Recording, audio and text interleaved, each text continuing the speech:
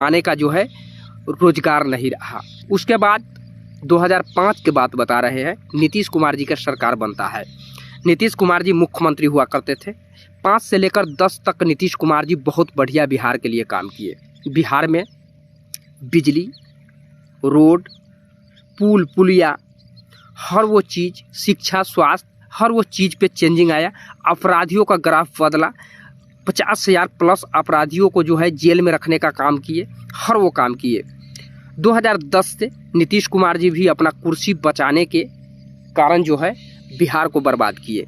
कभी आरजेडी, इस पर से उस पे, उस पर से उस पे, उस पर से उस पे, मतलब इन्होंने कुर्सी बचाने का काम किया और कुर्सी बचाने के बावजूद जो है बिहार को धकेल दिया गया। 2015 में इन्होंने 16 में निर्णय लिए दारू बंद करने का, शराब बंद किए। दारू पूर्ण रूप से बंदी नहीं हुआ, ब्लैक से माल मिलने लगा।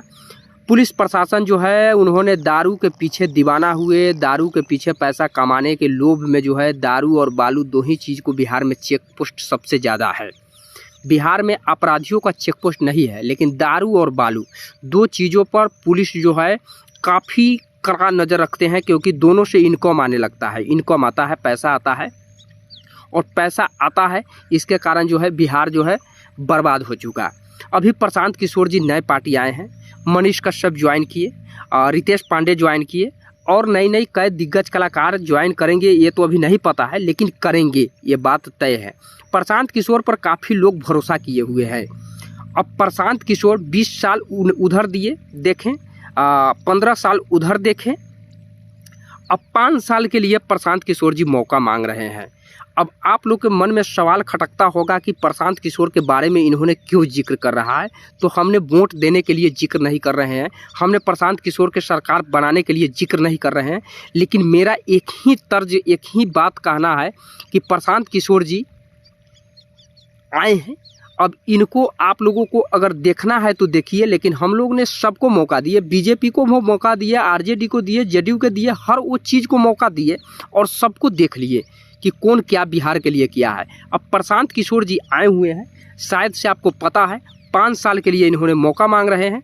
मर्जी आपकी है, आपने एक बार मौका दे के देखिए, नहीं देखिएगा फिर भी कोई दिक्कत नहीं है, क्योंकि अपना मत है, जहाँ जाइए। लेकिन हमने कहेंगे कि सरकार को एक बार चेंज करके देखिए कि क्या बिहार में बदलाव आएगा।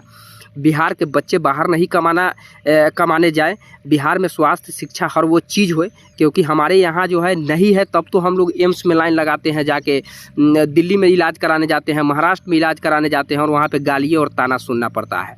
बाकी आप लोगों को राय क्या है कमेंट करके ज़रूर बताएं। जय हिंद, जय भारत, जय बिहार।